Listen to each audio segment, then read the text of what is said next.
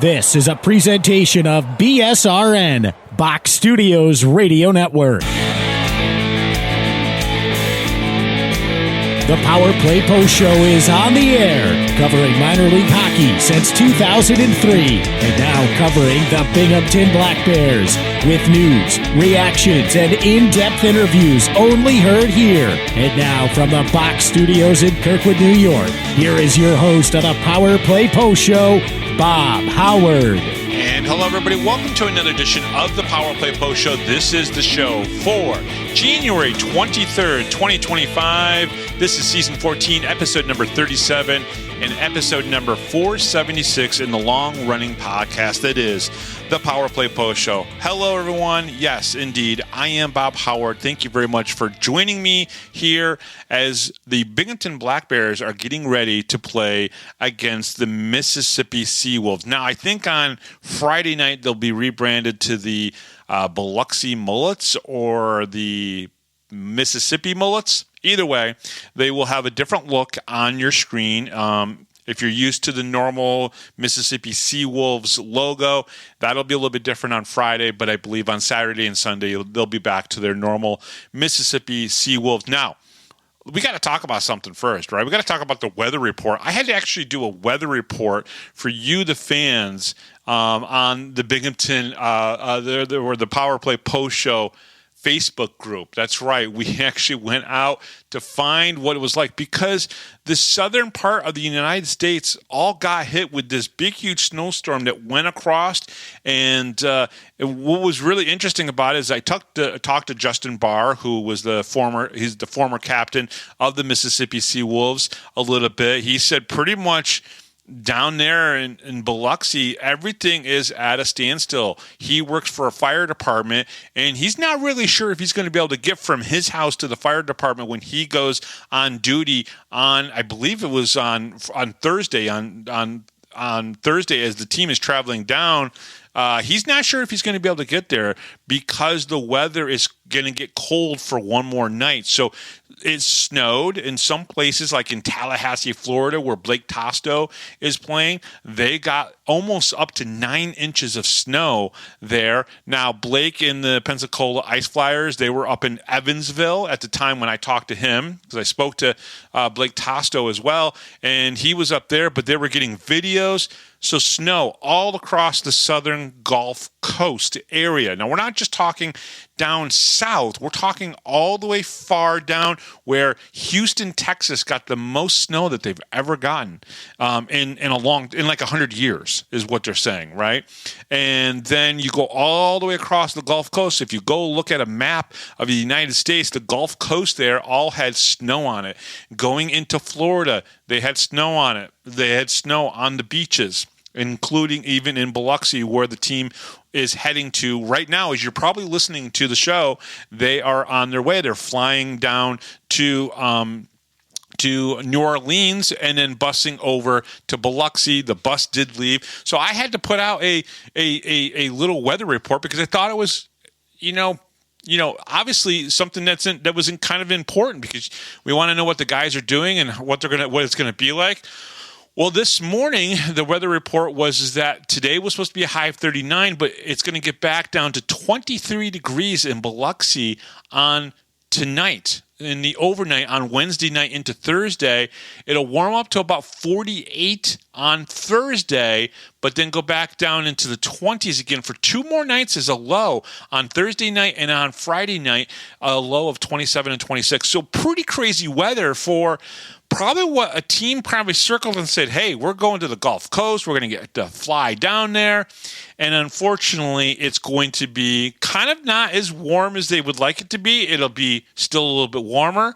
I hear Chris Mott might get some golf clubs and maybe golf on Friday. I'm just saying. I don't know if that's true, but he said he's got the night off anyways due to his suspension, 1-game suspension for the spearing penalty that he got on Sunday. So he will be off. But listen, the team is packed up. They've already got the bus on the way. The gear will be there in time. The bus will be there to pick up the players in New Orleans and then get them over to Biloxi. And I'm sure they'll be absolutely fine. And then they'll get a good night's sleep on Thursday night. and be ready for the games on Friday, Saturday, and Sunday down in Mississippi against the Seawolves. So that's pretty much what they're doing right now, and they're getting ready for, and good for them. I think it'll be a good time. And then when they get done with the Mississippi Seawolves, what's really important and what's circled on the calendar of Coach Sherwood is the Columbus series, the 2 games against the Columbus River Dragons. I think Coach, there's a part of him that anytime he sees Columbus on the schedule, he likes to circle it. They're a good team. He also was a part of the Columbus River Dragons in a couple of different fashions. So he, I think, looks forward to meeting up against them. So, yeah, that's what the team is doing. It'll be very interesting. I don't know what kind of team is going to show up on Friday, Saturday, and Sunday from the Mississippi Seawolves, to be honest with you. This is a team that only has a few wins on the season. They're not as bad as the Dashers are, or at least they're not as bad as the Dashers continue to. The Dashers will stay in a game for about 30 minutes, and then the last 30 minutes, something will happen. Right? Mississippi, it's kind of craziness. I'm sure everybody saw the stuff that Jay Krupp did while down there in a game where he was throwing stuff out into the ice. It's just kind of crazy. Medlem is happening in Mississippi, and it's unfortunate. It's one of the bigger rinks in the arena, in the Fed, right? So one of the bigger rinks, I think, hit 8,500 to 10,000 fans could be in there if possible. So one of the bigger rinks, and it's unfortunate that they're just haven't figured it out there. And it's too bad. I do know that we've been talking with Justin Barr. I've been communicating with him the last couple weeks, and we do plan on getting him on the show because I think it's an interesting story. He can tell us a little bit about his career and his life, but also at the same time talk to us about why Mississippi hasn't worked like everyone kind of hoped it would there in Biloxi. So we don't know what kind of team we're going to get in Biloxi, but hopefully the Black Bears will just have a good game and play well, and that's really what it comes down to. And maybe get 2 out of 3 wins because it's always tough. 3-3s are tough. Last week, yeah, sure, they got the 2 wins against a very tough Watertown team, and again, I think Watertown played really well, right? I've already talked about that. But then at the same time, I think that the Black Bears just kept the gas on as much as they could all through all 3 games, and that's important. So let's get into this. Let's get into our main points of this segment. The Power Play Post Show is on Spotify, Apple Podcasts, Pocket Cast, YouTube, Amazon Music, iHeartRadio. Just search for Power Play Post Show, whichever platform you listen to your podcast. And please subscribe. Please join the Power Play Post Show Facebook group and like or follow the PPP Show Bob on Facebook. Just go to Facebook, search Power Play Post Show, or search for PPP Show Bob and share and just join either one of them. Check out binghamtonhockey.net for all your Binghamton hockey information and curiosity. And on this edition of the Power Play Post Show, I'm really happy to have him on, Zac Sirota from the Binghamton Black Bears. Okay, so the Black Bears are back on the road again this weekend. So if you remember, we started off January going to Port Huron for 2 games and then Motor City for 2 games.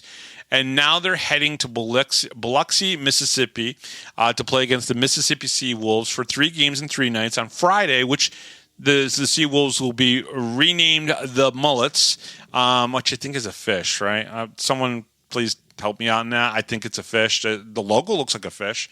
And then on Saturday and Sunday, it will be against the Mississippi Seawolves. Now, just remember, folks, whatever times you see on binghamtonhockey.net, we have them in Eastern Standard Time. But on the Fed site, they are Central Time. Okay? So you have to add an hour to those dates, so to speak, right? So right now on the Fed site for the Friday night game, it says 7:05 Central Standard Time, which means they will be playing 8 o'clock our time on Friday, okay? And then on Saturday, they will play 7 o'clock Eastern time on Saturday here in Binghamton. And then on Sunday, there's a couple games on Sunday, Carolina and HC Venom, which I think that's being played in Winston-Salem. But on Sunday, they will have a 5 o'clock Eastern time. So if you're looking online on the Fed site, those are in Central Standard Time Zone times. So we'll be starting at 8 o'clock, 7 o'clock, and then 5 o'clock for the 3 games. So I just wanted to throw that out there so everybody's heard that at least once from me. Now, if you go to binghamtonhockey.net, I have the times in there for Eastern Time Zone because that's the way my brain works and thinks, and I can't do it any other way, right? So this will be the only time the two teams are meeting this season, as the Seawolves will not make a trip to Binghamton this year. Now, last year, I don't think Binghamton made the trip down to Mississippi, but they did the season before that. The Black Bears and the Seawolves have only faced each other 5 times in the last 2 seasons, with the Black Bears having the edge in wins 3-2-0. So a pretty okay record against the Seawolves. Last season, this is where it really got pretty hot and heavy for the Black Bears. They were 2-0 against the Seawolves and in Binghamton, with the Bears scoring 19 goals in the 2 games and the Seawolves only scoring 1 goal. It actually was the first goal of the first game.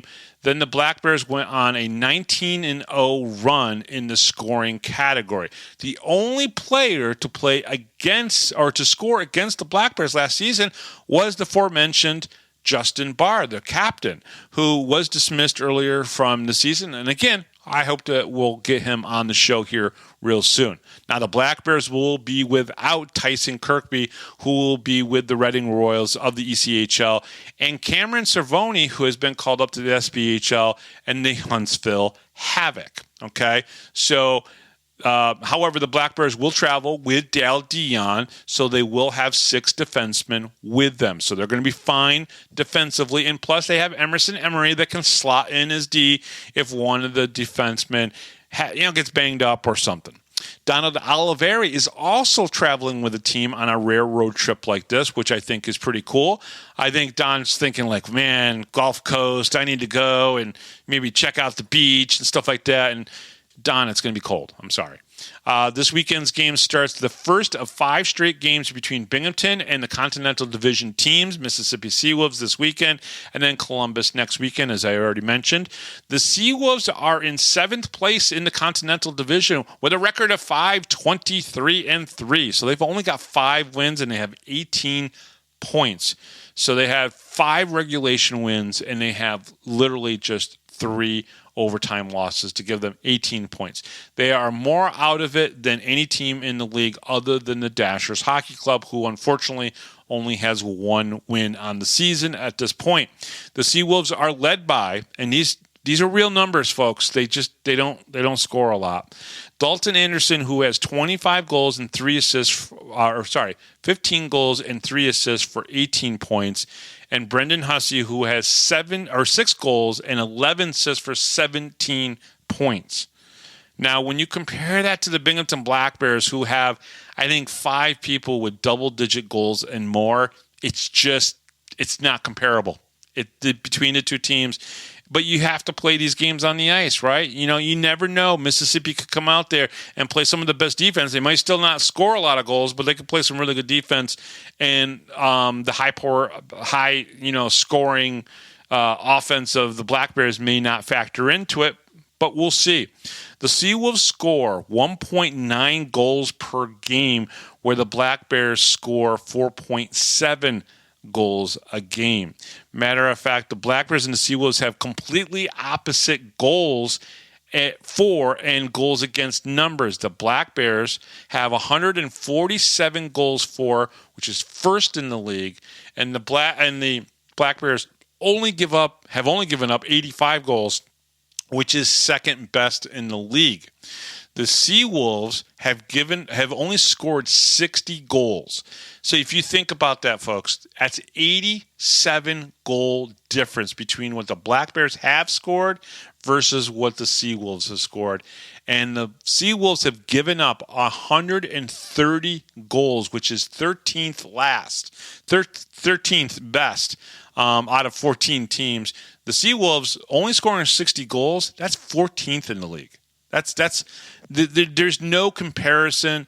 When you look at even their power play numbers, and let me just pull them up here real quick. I do have it. So the power play, Binghamton right now is down to fourth. They have 40 power play goals. Really, technically, they have 43, but the league has not fixed that. So, and they're not going to fix that. So it kind of skews everything. They technically, if they had 3 more power play goals, they would more than likely be in second place at this point, if you looked at it. But right now they're in fourth place according to the league standings, and Mississippi is dead last. They've only scored 14 power play goals, which is an average of 11% of the time. They just do not score on the power play. And then on the penalty kill, Binghamton is in third place. They've only given up 22 power play goals, yet the the Mississippi Seawolves have given up 33 goals. They only kill it 75% of the time. I mean, there's just no comparison here between the two teams. Now, I could just be building you guys up for a big letdown if the Black Bears, lose 2 of 3 games, and that'll be the biggest shock, and a lot of people would probably be going a little bit crazy about that. But it is what it is, right? I mean, you really can't do much about that. But I don't think that's going to happen. I think the Black Bears are going to be fine. Okay, so let's talk a little bit about this. Dale Dion definitely is sticking around for a little bit. He is going to be traveling with the team down to Mississippi. And Cam Cervoni, again, we talked about this already, going to Huntsville Havoc. I think Cam's looking to see what he can do. We just, we talked to Zac Sirota, and Zac, has like 4 games, I think, in the SPHL, 2 last year, 2 this year with Quad City. Did that before the trip to Motor City, and so that'll be interesting. So Cam Cervoni will not be available for the Black Bears this weekend, and then Tyson obviously is still up with Reading. CJ is back with the team. He did not practice on Tuesday just because he played 4 games in 4 nights. I don't know how many players do that nowadays anymore, except for players that sometimes go back and forth between minor league pro hockey teams. That's about the only people. But it probably doesn't happen that much, and I guarantee you there's only a select few that'll probably do it all year this year. But CJ Stubbs is that guy. Played 3 games with the Black Bears, then played against the Jacksonville Icemen with the Reading Royals on Monday. So he didn't practice on Tuesday, but he was there. He's watching practice. And then on Wednesday, the team packed up the bus, did some workouts. Some of the players did some workouts, and then they travel on Thursday. So not a lot of practice happening. So Coach and I talked about that a little bit. And, he understands the situation. He would like to be able to kind of button down, fine-tune a couple things on there.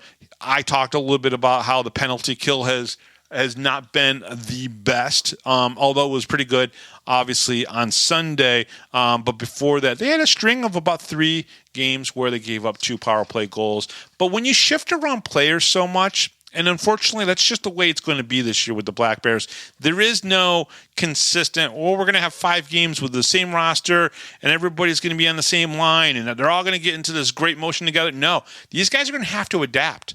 This is what this comes down to this year. There's a little bit more movement, a little bit more injuries. Coach is hoping it'll slow down a little bit, and everybody will start healing up a little bit more, and they won't have as much movement. But I have a feeling it's just the way it's going to be this year. Guys getting called up to the ECHL, or some guys going up to the SPHL. A couple injuries here, a couple injuries there. Gavin Yates didn't play on Sunday, because he basically got hit in the head, and you just got to be careful with that kind of stuff. You can't just go, okay, you got hit in the head, okay, how many fingers am I holding up, and then put them back in. It doesn't work that way no more. It just doesn't. So a little bit's going on. I want to talk a little bit more about Tyson being up in Reading. Obviously, 4 games, and he's now scored 2 goals with the Reading Royals. He's doing really good. He's not just playing on a 4th line. He's playing on a 3rd line, which is pretty cool. I think CJ was playing on the 4th line for Reading on on Monday. So good thing for Tyson, good for the league, good for the relationship between Reading and Binghamton. I do expect Tyson to be back. Could be in 2 or 3 weeks. It could be near the end of the season. But either way, it's good for Tyson to be up there and to be able to play with those guys in the ECHL level. And for any player that gets to go up and play at that level, you really get to assess, how am I doing? Where am I at? Can I do this for another 3 or 4 years and put my body through it because I am playing at this level, right? You know, some guys would have thought the first time they saw Tyson play 4 years ago in Binghamton, oh, there's no way he's going to go and play 4 games in Binghamton. Well, there has been multiple things that have been factored into getting him to getting him to the ECHL in Reading. Right? Obviously, timing is always important, right? Timing, connections, networking that he's done, networking that Brant Sherwood has done. Then there's all the on-ice preparation. And there's a lot of on-ice preparation that gets involved in this, right? Being able to learn systems, be able to explain systems to your teammates. All of these things are in play to get somebody to go from one level to the next level, right? Because that's what coaches at that higher level is looking for. Does the guy understand hockey? Does he have good hockey IQ? Does he know where to be on the ice? Does he work hard? All those things are a factor. And Tyson has done a lot of that over the last 3 to 4 years. So it's good that he is up there. I know some people are like, oh my God, our captain, oh my God, one of our best players is not here anymore. No need to worry about that. The beautiful thing about what Brant Sherwood has done here in Binghamton is he has built a system that has produced the ability to continue to win. You remember, this team is only 26-4-1, right? Right? They're that way for the reason, not because of one player, but because of all of the players. And that's very, very key, is that every single person from the top guy down to that 10 forward, from the first D-line pair to the second D-line pair, from Connor and Nolan and Dylan, who is the equipment manager, and his 3 assistants and helpers, that all is a part of everything. The leadership group, the assistant coaches, the everybody involved is the reason why they're 26-4-1, not just one player. And I just want people to remember that. All right, so coming up next here on the Power Play Post Show, he is Zac Sirota, and we'll be right back right after this, right here on the Power Play Post Show. Hi, this is Don Biggs from the 92-93 Binghamton Rangers. Hi, this is Brandon Buczynski. This is Grady Wittenberg, the voice of the Binghamton Senators, and you're listening to the Power Play Post Show.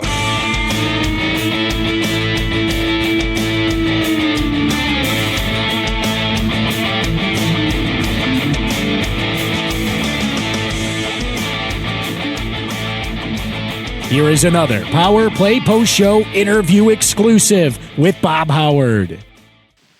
And we'll start in 3, 2, 1, go. And welcome back, everybody, to the Power Play Post Show. Very excited to have this gentleman on. He comes to us from the Binghamton Black Bears. He is one of their forwards. He is Zac Sirota. Zac, welcome to the show. Great to have you on. Yeah, great to be on. So, Zac, let's talk a little bit about, there's a few of you guys on the team that are from the Toronto area. You hail from Val, Ontario, or Vaughan, Ontario, my apologies. Talk to me a little bit about Vaughan. It's obviously a suburb just north of Toronto a little bit. What's the city like? Yeah, it's just above Toronto. It's grown a lot over the past 5-10 years. We just got our own subway stop and everything now, so it's becoming less of a suburb, but it's a great spot to grow up, and tons of hockey around there, lots of rinks, lots of outdoor rinks, so it was a good area, and I always had teammates living kind of in the area, so it was nice. What's kind of cool, you mentioned that there's a lot of rinks up there, and even outdoor rinks. So it wasn't hard for you as a kid to define ice time, I'm guessing. No, I was really lucky as a kid that I always had access to ice, more than I even needed, I'm sure. But that was never a problem, for sure. Yeah, and when did you start skating? So I was on my first team at 3. Oh, wow. And I think the first time on the ice was a week before I turned 2. A week before you turned 2, they had you on? Yeah, it was the first time skating. Gotcha. Now, do you know from your parents, when was the first time you were able to skate without one of those, little walkers, those little, helpers? How long was it before you actually, because I've heard, and I don't know if this is true, but I've heard that because I didn't start skating until I was 3 and I was already walking, but I've heard that some kids actually they can actually skate on their own before they even, in some cases, walk on their own. Yeah, I mean, you hit the nail on the head there. Yeah, my parents say that I was skating before I was walking. So that's crazy. I'm not sure exactly what the age was, but I was on a team by 3, so I'm sure somewhere at 2 I started. Well, that's pretty awesome. Your family, were any of them hockey players as well before you? Yeah, for sure. My dad was a goalie. He played some pro and won a NCAA title. Went to main camp with the Oilers. My uncle was also a goalie. I think he played a little pro and a couple NCAA finals appearances. So, Zach, with your father formerly playing as well, was that easier or tough to have a father who could maybe even coach you a little bit? Yeah, for sure it was easier. And when I was in my early years, my dad did some coaching for sure. Like head coach of a couple of my teams, and kind of knew what it takes and what it's going to take if I want to play pro at some point. Is there still conversations today that you have with your dad about playing? I'm sure he watches on YouTube. And has he been to Binghamton yet? Yeah, so we obviously we kind of talk after almost every game about the game a little bit, and I'll get a couple opinions or whatever. And he came up to Binghamton earlier this season, and he thought it was awesome, and we both love it here. So, had he ever been to Binghamton before? Did he ever, maybe play a tournament down here or anything like that himself? I don't believe so. Okay. I actually don't think I've played in Binghamton prior to coming here. Gotcha. Okay. Talk to me a little bit about, like when you're like an early teenager and, guys are, usually going to play like high school hockey or something like that. Was that what you were doing, or were you starting to get into more of the tier hockey or junior hockey at that point? Yeah, so I started playing junior A in my 16-year-old year. Mm-hmm. I think I played a handful of games that season, and that was as an affiliate. Did well with that, and then by 17 I signed with that team, and that's kind of how I started out in junior. And yeah, that was kind of always the route I was looking at. The high school hockey's not really big in Canada. Mm-hmm. So the route you look for is you play like AAA, and then you get into junior and kind of take a route if you wanted to go the major junior route or go after college.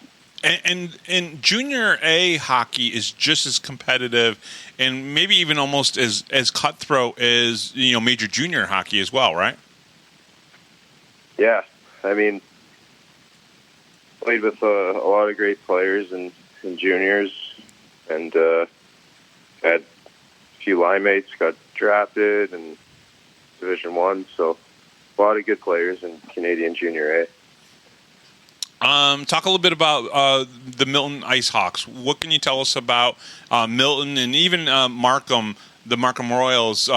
those kind of programs, because obviously you guys did well in 2018, 2019, but your junior career, had you in the local, Toronto area before you went out to Grand Prairie. Can you talk a little bit about, junior A hockey and the two teams you played for in the Toronto, Ontario area? Yeah, so started out in Milton with the Milton Ice Hawks. Mm-hmm. At the time, wasn't a very strong team. I think my rookie season, we maybe won 4 games.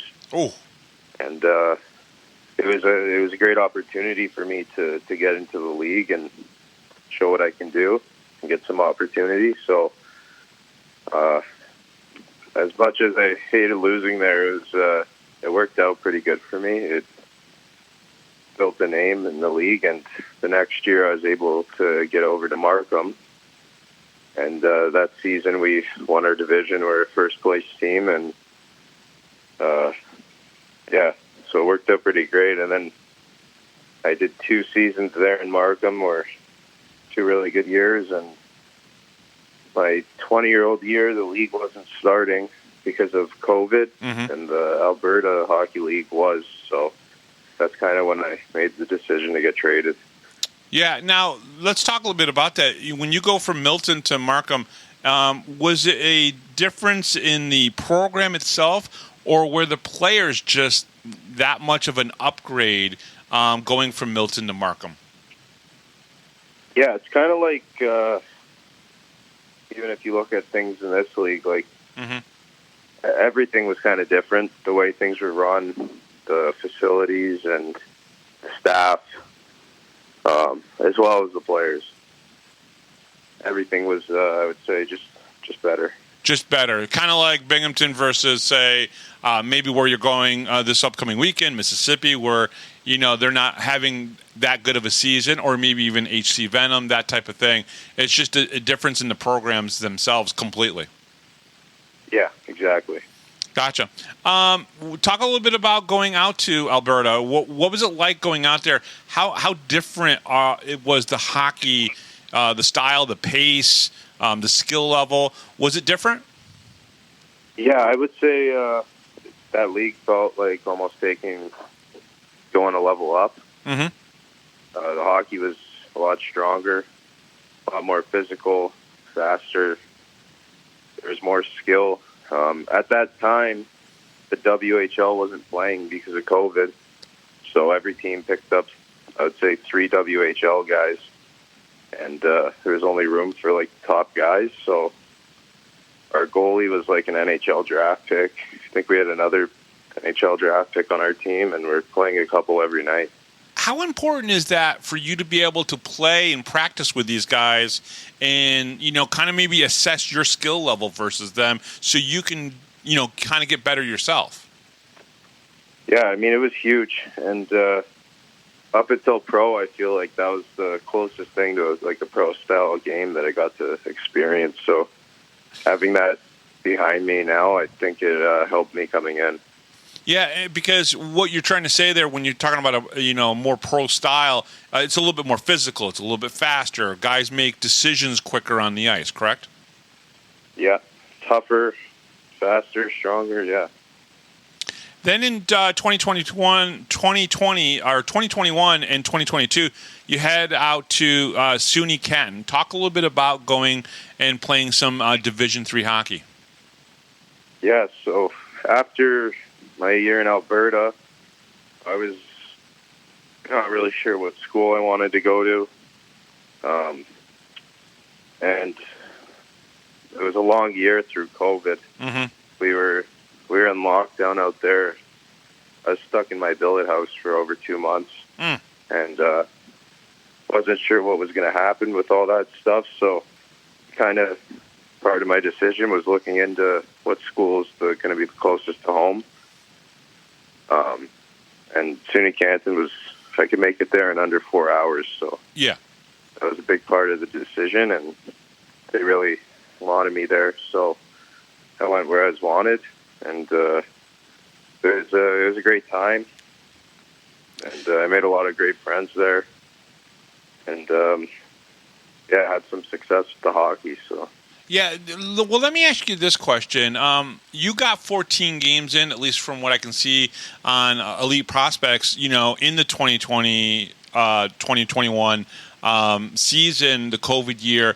There are a lot of guys that I've talked to that they got no hockey in, right? And they just either were in school and studying. Do you kind of feel fortunate that you at least got some games in? Because, again, it's very difficult to take a full year off. yeah, I mean, I kind of wasn't taking no for an answer that year. I wanted to play. I know a lot of people weren't as fortunate where they could get traded out there, but if I was going to do everything I could to play that year, so taking a year off is really tough. I mean, even through the little games we played, at least I got to have a ton of practices and still be playing hockey the whole year. Yeah, no, absolutely. So your 2 years with SUNY Canton, obviously the first year kind of like a feeling out year because it's a different style of hockey, right? When you're playing D3 hockey versus, being in the Alberta League where you had a couple NHLers really kind of like there that you could, feed off of. It's a little bit different playing D3 hockey. What was your first year like? What did you learn about yourself as a player? Yeah, my first year was just getting comfortable with the hockey, like adjusting to that game, and I really tried to just make it a year of enjoy the hockey because it was really tough, the COVID stuff, and so I just wanted to make the most of that year. And towards the second half of the seasons when my game really started to pick up, and it carried into my second year. Yeah, in your second year, obviously 13 goals, 8 assists for 21 points. It seemed to be firing pretty good for you. Was it a good pair of line mates that you had with you? What was it that made you feel comfortable enough that you were able to produce? Yeah, I had a great line mate with me, Philip Jacobson, one of my best friends now, and he's playing pro over in Sweden in Division I right now, so he was definitely helped out with that success. Great playmaker. And I think it was just coming into my second year with confidence after having a good finish to the first one and rolling with it. Yeah, and then in 2023, 24, you kind of like went a little bit all over the place. A couple games in the SPHL with the Knoxville Ice Bears. I believe you played in Germany, but you kind of went the gamut of playing in different places last season. Yeah, so last year was definitely a messy year. Haven't really moved teams mid-season before, so that was very different for me. But I started the year out in Sweden, and it was awesome there. But the team was having some financial issues, so that's when I decided to come back to play in the States. My first weekend in Knoxville, our coach resigned or got waived. So then they made changes, and that's when I got an offer out in Germany, and I knew it'd be for the rest of the season, and the team would have a shot at winning, so I wanted to take something out of the year and try to win a championship. And what was that like? Talk a little bit about the difference for some people who have not watched, like maybe the KHL or some European hockey. Try to explain to them the difference between hockey over in Europe versus hockey here in North America. Yeah, I mean, every country in Europe's kind of got its own style, but in Sweden it was very fast and skilled. But I played 9 games, including preseason there, and might have got hit once or twice, so not a lot of physical stuff there. You're not allowed to fight. Then in Germany, the level wasn't as high, but they're only allowed a few imports per team, like 3 imports, so the expectations as an import are really high. Right. And, definitely a less physical game over there, though. And, but in Germany, you got to, go through the playoffs, win a championship. What was that like for you? It was great. I mean, I love to win, so I was really happy with how things turned out and feeling like I made a difference coming over there late in the year. What's the team was kind of in the middle pack, and hopefully I was part of what put them over the top. And what's the communication like? You know, was there a lot of English-speaking players on the team? What about the coaching staff? Was it easier or difficult to communicate? Yeah, I mean, in Germany and Sweden, I made good friends, and you're going to have guys who are better at English than others, but generally in those countries, most people can speak enough English that you can communicate with everyone. So it wasn't too bad? No, not too bad. I mean, when the coach is talking to the team, it's usually not in English. If it's really important, someone will tell you. If not, you just kind of nod your head. Just nod your head and play hockey, right? Just do what you know. Exactly. Universal language. Exactly. And hopefully it's what he wanted you to do. Yeah. So how did you get hooked up with Binghamton, with the Black Bears? How did you get in conversation with Brant Sherwood? Yeah, so we spoke a little bit last year, I think prior to me going to Germany. And we kind of kept talking through the summer, and I said that if I'm going to come to the Federal League, then I'm only coming to Binghamton. So I don't blame you. I really don't blame you there, because I know what other people have said, you know, who have been here, who have gone elsewhere. And, you know, there's some nice places, obviously, in the Federal League, but Binghamton being a former AHL city with the Senators and the Rangers and the Whalers, definitely tops, you know, in Binghamton. Was the conversation with Brant an easy one? Yeah, I mean, he's a really good guy and easy to talk to, so he never put too much pressure, and I think that was also one of the things that made me want to come here more. Talk a little bit about your experience so far in Binghamton. What has it been like? I know you told me off air a little bit. He's like, listen, I really like Binghamton. It's a nice place to be. Can you talk to me a little bit about Binghamton and what it's been like to be here and play here? Yeah, I mean, I can't think of a better place to play minor pro hockey. I can't imagine there is. It's awesome. We have so much support from the fans and the community here. It was like shocking when I got here how much everyone cares about the hockey. Were you kind of surprised about how vibrant the fans are here? I mean, you know, not every single place in the Fed League can get 48, almost 5,000 fans in their arena. It just doesn't happen that often. Were you kind of surprised in how much support you guys get? Yeah, I couldn't believe it. I mean, no feeling like playing at home here. And growing up in Toronto, like going to Leafs games, they might not have as many as the Leafs, but it feels like you're playing in a Leafs game kind of when you're at our rink. So when you were growing up, you were a Leafs. Passion is maybe even more. Yeah, when you were growing up, you were a Leafs fan, right? Yep. Who was your favorite Leaf? I think I really like Ty Domi, Doug Gilmore. Now, you know Ty played here in Binghamton, right? Ty Domi, when he was with the Rangers? I did not know that. That's awesome. Yep. And his son, Max Domi, plays still, which is pretty cool. But, yeah, Ty played here in Binghamton, so you're skating on the same ice. You mentioned, you know, Ty Domi is one of your favorites. Well, he played here in Binghamton, and you're skating on the same ices that he did in the AHL. Yeah, that's awesome. That's pretty cool. Yeah, it is. It's a pretty cool thing. Do you remember your first goal against the Venom? Oh, yeah. Yeah, I do. Tell me about that goal.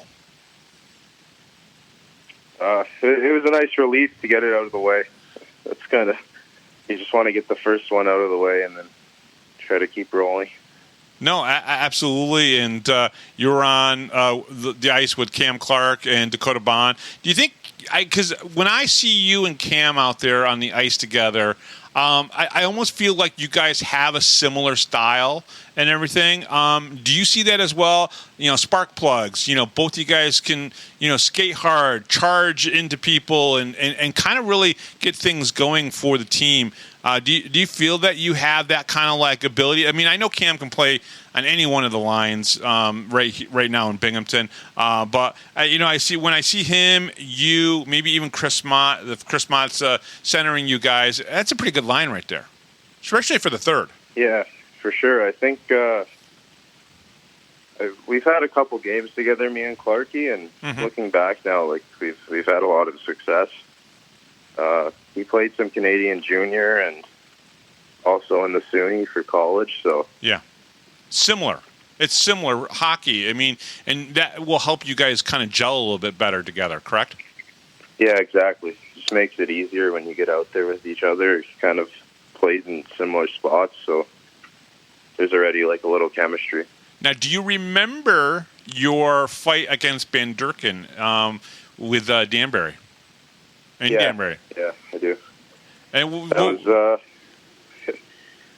it was that game was pretty crazy. There's a really heated first period. We're just getting back from the break, so a lot of excitement to let out, and yeah, that's kind of what happened. Now, did you ask for the fight? Did he ask for the fight? Was it just a mutual, like you guys looked at each other and you knew you were going to drop the gloves?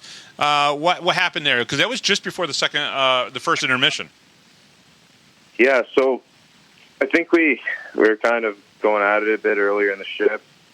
He went into the corner, hit one of our guys, and we kind of went at each other. After one or two slashes, we looked at each other, and it was happening. So, and how do you think you did in that fight? To me, it wasn't much of a fight. More of a wrestling match, but fair enough. It was fine. I came out without a scratch. So, how many fights did you get into in junior A? Many? No. Yeah, I had a bunch in junior. I had one in the Alberta League.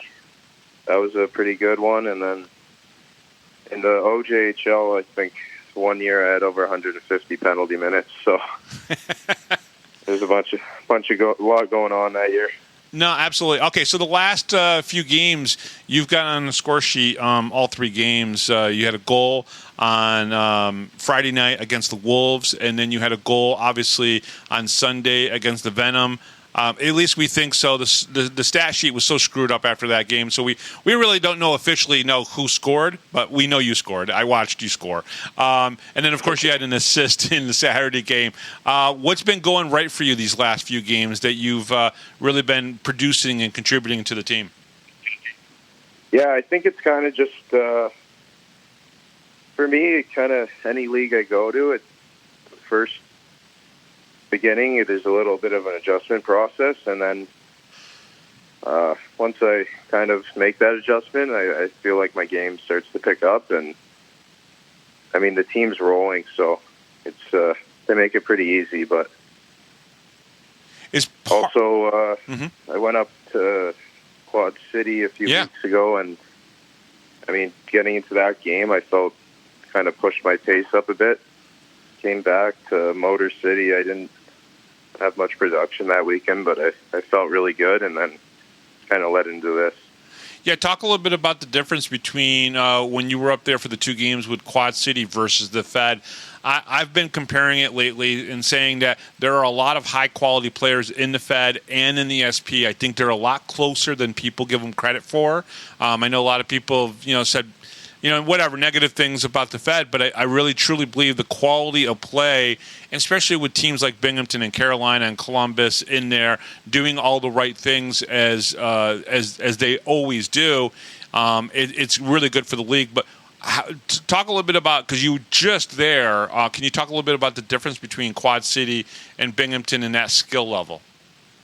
Yeah, I mean, I think I'm practicing against just as high-end players every day as there are in the SP. So there wasn't much of an adjustment. Game's a little faster, a little more organized, I would say, but there's not a huge difference. Yeah, and that organization is more about the teams that you guys are playing against here in the Fed, not necessarily the Black Bears, because, again, I think exactly what Brant Sherwood puts in system-wise is pretty well organized, pretty complex, and simple at the same time to make it so that anybody can fit into any position on the team, correct?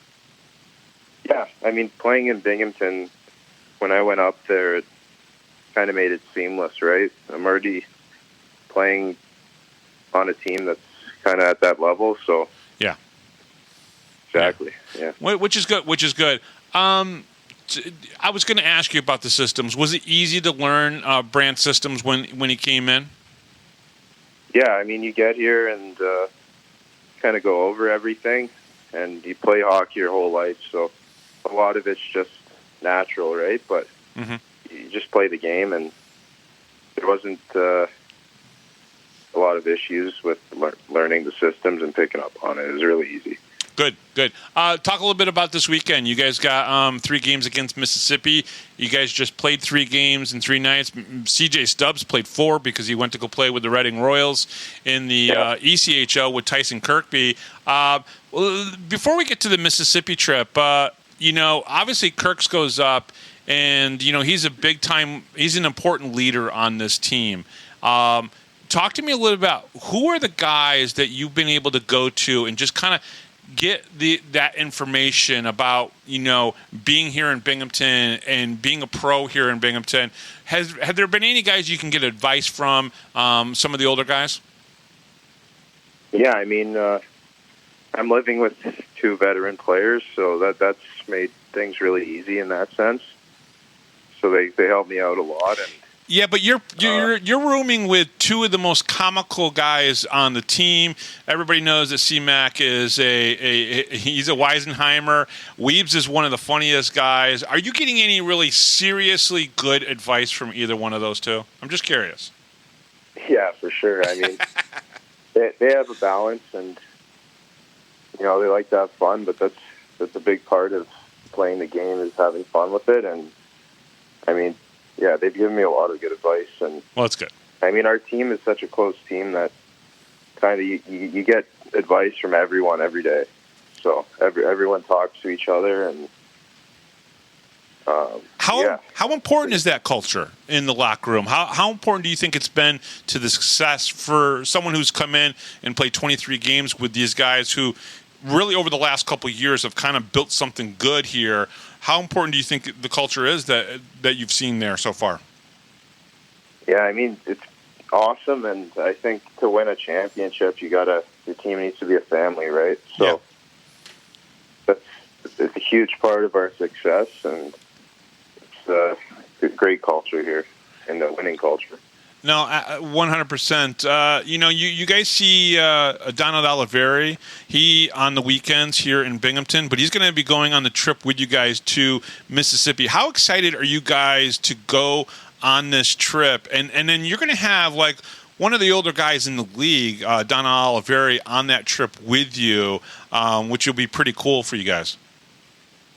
Yeah, I mean, it's awesome. We're all super pumped to get down there, play a team we haven't got to play yet this season. A little change up. Heard that there's a decent rink down there too, so that's exciting. Big. And it's a big rink. It actually seats like 8,500 people. Not that I don't think you'll see that because of the weather that happened this week. Maybe they'll get that on Friday night because they have a special. You guys aren't playing the Seawolves that night. I think it's the Mullets. The Mississippi Mullets is who you guys will be playing. Oh, yeah. Yes, cool. It's a rebrand for one night, one of those rebrand things. So that'll be a little bit different. But just to get down to the Gulf Coast, that's got to be pretty exciting for you guys. Yeah, I mean, I've never played hockey over there, and I think a lot of guys are excited too. Absolutely. For you, what's the goal this season? Win a championship. I mean, that's my main goal. That's what I came here to do. One of the main reasons I came here is I wanted to go somewhere where I can win. Perfect. And I think this is the spot to do it. So yeah, I totally agree with you. I think it's the best team in the league. And I know not this weekend where you guys play Mississippi. It'll be a great test for you guys, obviously going down and playing 3-3. But the weekend after that, Columbus comes into town, and Columbus is one of the best teams in the league. That'll be a nice little testing stone because they're in the Continental League like Mississippi is, but they're at near the top of that division. So it'll be a great test for you guys. Yeah, I've really been looking forward to those Columbus games. I really like when we have a challenge, and that'll be a good time to see where we're at. But really looking forward to that, and I think we'll be okay. Perfect. He is Zac Sirota from the Binghamton Black Bears. Zac, thank you very much for coming on. Just do me a favor, make sure you let your father know. Thank you for, really kind of like, being in the Power Play Post Show Facebook group and just kind of supporting me. And I know he's really supporting you, but you know what I'm saying. So, send out my, thanks to him. I really appreciate that. Yeah, we'll do. All right, perfect. And we'll be right back right after this, right here on the Power Play Post Show.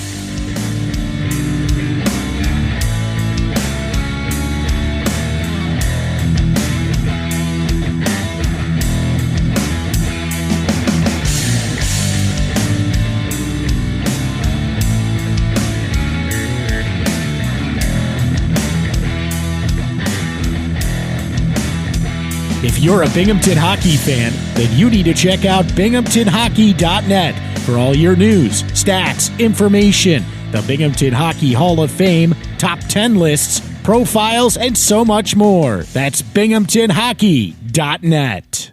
You're listening to the Power Play Post Show. And welcome back, everybody, to the Power Play Post Show. That was Zac Sirota. Thank you very much to Zac for coming on the show and talking to us. I definitely had a good time with Zac. These guys are great. I'll be honest with you, being able to talk to them, learn a little bit more about them, try to get them out of their shell a little bit. Zac did a great job with 6 more questions. You'll be able to hear that this upcoming Sunday, maybe Monday again. We might do a Monday weekend wrap-up show with there being the 3 games, and especially the third game on there is a 5 o'clock start.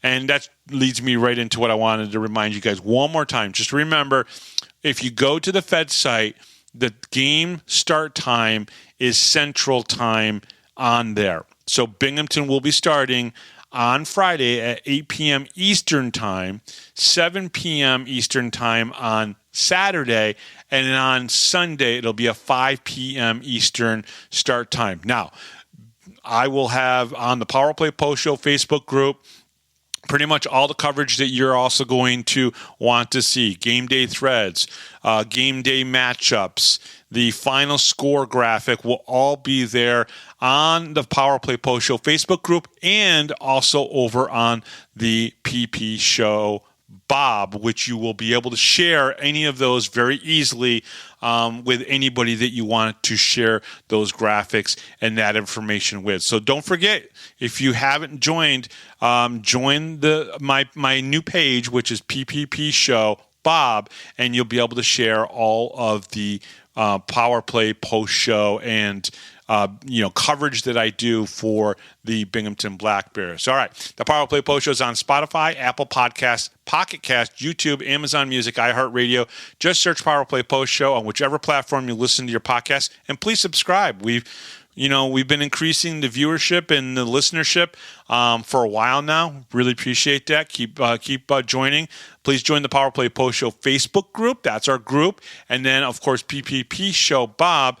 That is our page as well, which will be a lot easier for people to share our content. Check out binghamtonhockey.net for all your Binghamton hockey information and curiosity. And thank you to Rob Lapolis, our MC, John Petitucci, our musical director, and of course, as well, to Zac Sirota from the Binghamton Black Bears. I am Bob Howard. Thank you very, very much for listening, everybody, and we'll talk to you next time right here on the Power Play Post Show.